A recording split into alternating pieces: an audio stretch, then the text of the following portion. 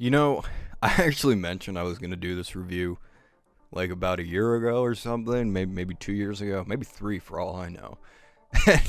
And it took me until now to finally decide, you know what? I think my thoughts are ready. Welcome, ladies and gentlemen, back to One Fair Review. I'm your host, Grant, as always, and today we're going to be talking about Lord El-Melloi II Case Files, the TV show anime that aired last year. 13 episodes, roughly. It ended in September. Took me until now to actually decide to review it. To give a little explanation as to why it took me so long to decide to review this anime, especially at this time, it was because I was kind of conflicted. When the series ended, I really didn't know where my feelings were with the TV show, and I didn't really feel comfortable putting out an opinion that I would later change, so I decided to wait and sit on it for a while until finally enough time had passed that my fandom was kind of over, the hype train was over, you guys know how it is, and just give it proper time to just kind of resonate with me, see how my feelings towards it would change, differ, how would I think about the show, what would I think about the story, how would I think about the characters, how they were represented, was this a good adaptation, was it interesting, was it something that you can watch without the knowledge of the Fate universe and get into. I could spoil that now. No. But besides all that hesitation, I finally decided to come out all these years later and finally review Lord El-Melloi II. These are my unbiased opinions of the show. So let's talk about the summary. 10 years after facing defeat in the Fourth Holy Rail War, Waver, Velvet, now Lord El-Melloi II teaches classes at the Clock Tower, the center of education for mages. However, his new status as Lord comes with a caveat. Obey the orders of Raines, the younger sister of the deceased El-Melloi, until she is old enough to rule the house of El-Melloi again. Waver, along with his mysterious apprentice, Gray, takes on a series of cases assigned by Raines and the Mages Association, with each case proving to be more complex than the last. Could there be more to the Clock Tower than meets the eye? And what secrets does Raines hide? Starring amazing talent such as Namikawa Daisuke as Velvet Waver, Ueda Reina as Gray, and Minase Inori as El-Melloi Raines. There's so many more characters in this show that I'm not mentioning. It's too bad. It's too bad. Alright, so let's talk about Lord El-Melloi. How is the show? How is the story? How are the characters? I can tell you without a doubt in my mind that the characters were all represented. That's all I'm going to say. They were represented. Waver is the returning star. Most people who have watched Ghost in the Shell will already know who Waver is.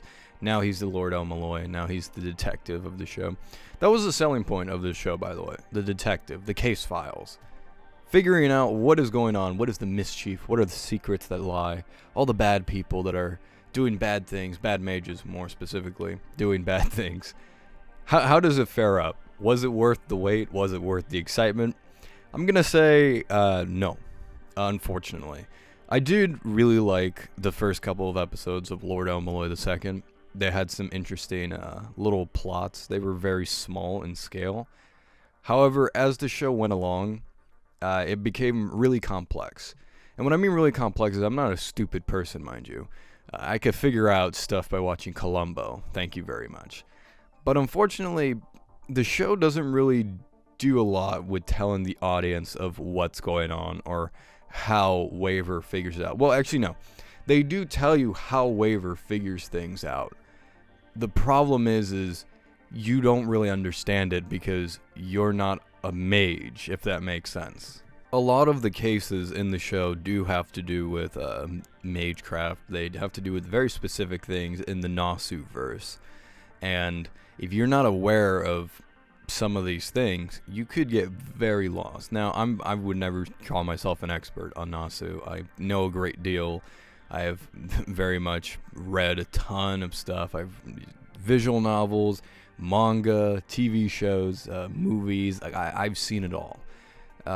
But even with all that knowledge, it was very hard to figure out certain things that were going on, especially, again, as the show went along. I don't want to spoil anything specific, but let's just say at one point in the show, Waver figures out something through using his mystic eyes. And this is something that is explained to the audience later, once he's explaining it. But it's not something you are aware of. And the thing is, this is the problem that I was getting at.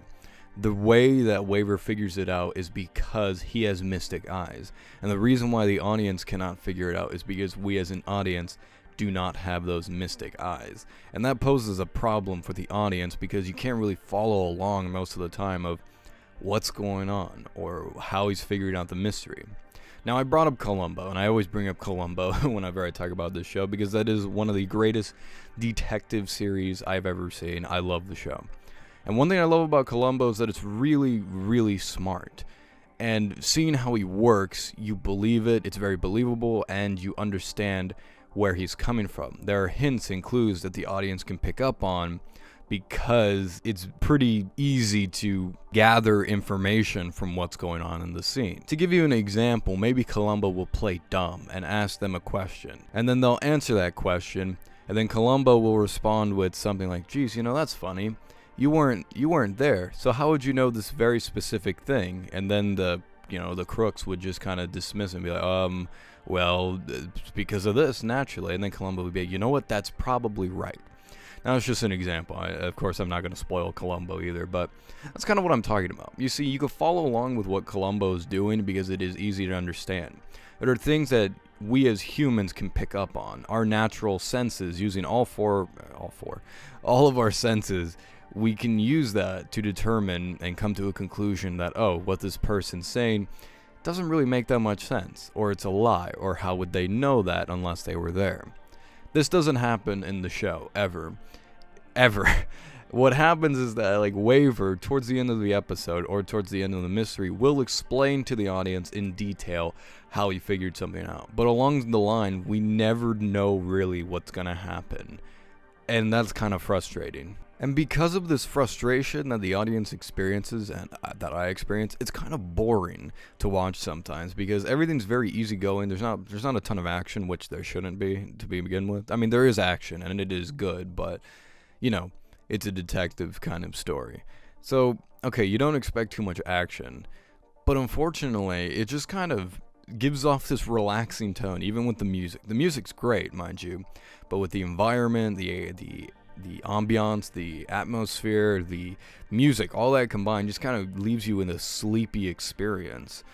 And because you don't really quite understand where the characters are going with the situation at any given time, again, it kind of gets boring after a while. Now, of course, this is the later episodes. In the beginning, that doesn't happen that much, but even then, you still didn't really know what was going on with the mysteries. You would have to wait for an explanation. And that's not really fun to do. Now, really, the main goal of the show is Waver's trying to get to see Ryder again, Iskander. That's his whole goal. He wants to see him again because he was an important person in his life, and he's desperately trying to see the man again. And that's mainly the big thing that's going on in the show, and that's fine. It's fun, it's interesting, and his connection with Ryder is one of the coolest and one of the highlights of Fate Zero. So seeing how he's still very much connected to Ryder it's sweet, is to say the least. And I really liked that plot line. Of course, it gets intertwined with the detective stories, and towards the end, you kind of start to figure out what's going on. Well, no, you don't figure out what's going on. Waver tells you what's going on. Now, the story is fine, it's okay. The main goal is sweet, and it's something that you enjoy from Waver as a character because we know him. We know how he's like. We knew him as a kid, and he hasn't changed all that much. So we as an audience who has seen Waver before, we sympathize with his plight, and we want to see him accomplish his goal. But at the same time, it's not that interesting to hold an entire, series or season 1, if you will. And yeah, that was a little bit of a problem. Overall, I would say the story is fine. It's okay.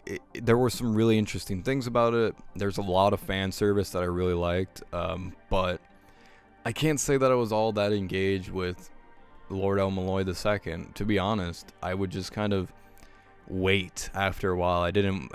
Towards the end of the series, I just kind of waited. And I was like, I can wait to see it. And I wasn't that interested as, say, like the other Fate series where I needed to watch the next episode.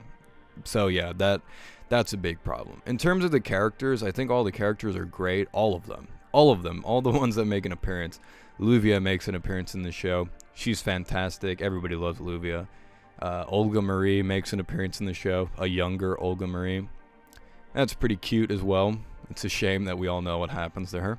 Kaidi also makes an appearance in the show. He's there for like 1 or 2 episodes, I believe. He was cool to see. I mean, honestly, it's cool to see all the characters that I like. I mean, don't get me wrong. That's cool. I mean, do they have a purpose? Sometimes. Other times, not so much. Other times, it's just purely fan service. Gray is a good example of that. Although Gray does have a fun character. She's actually played by Uda Reina. She's a regular on these review episodes that I do. I don't know why. She's just in everything lately. She does a great job. She does a great job as Gray.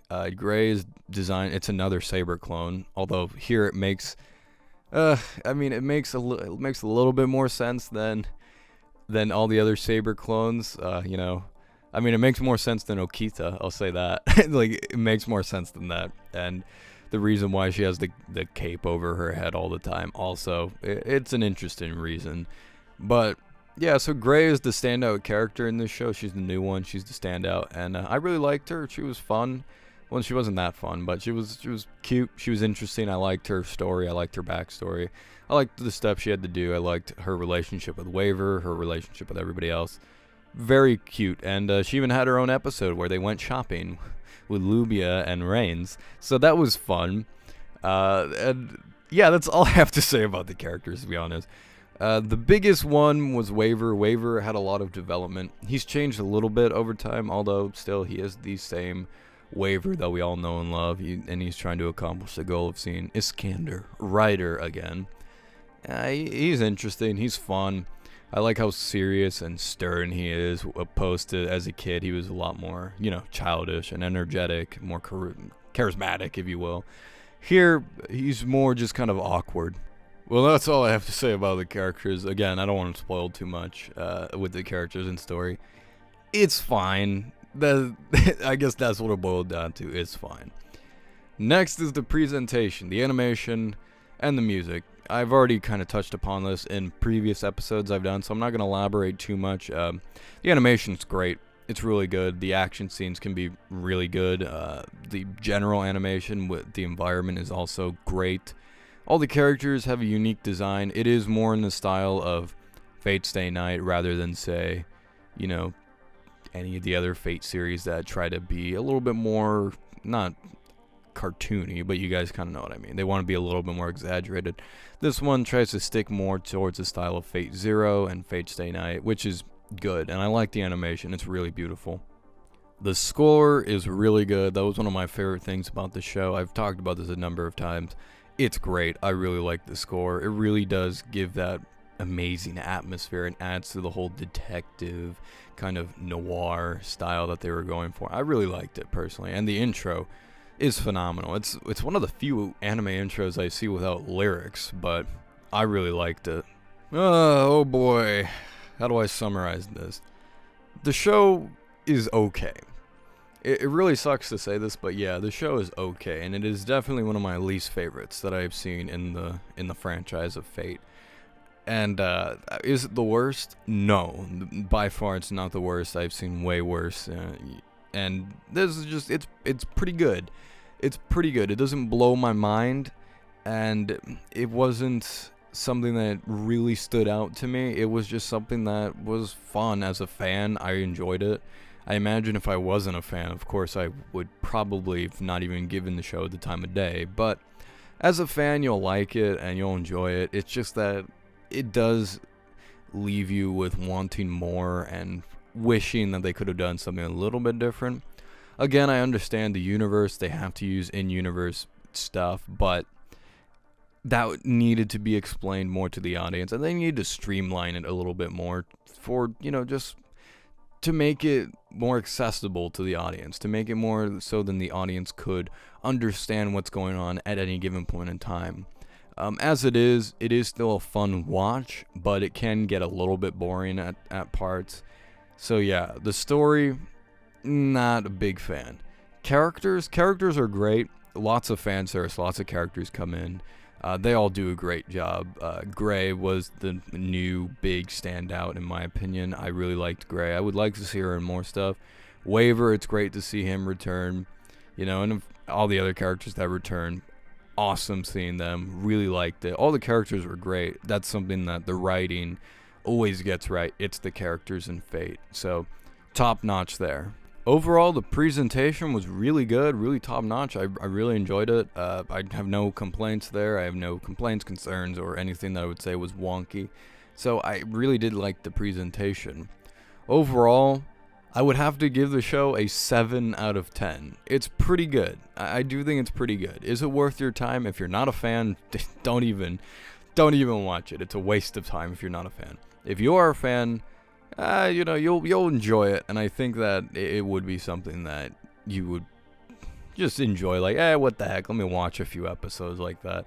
I don't imagine anybody would say that this is their favorite Fate series because it doesn't quite reach that. It doesn't quite reach that level, for me at least. Maybe for other people it does. I don't know.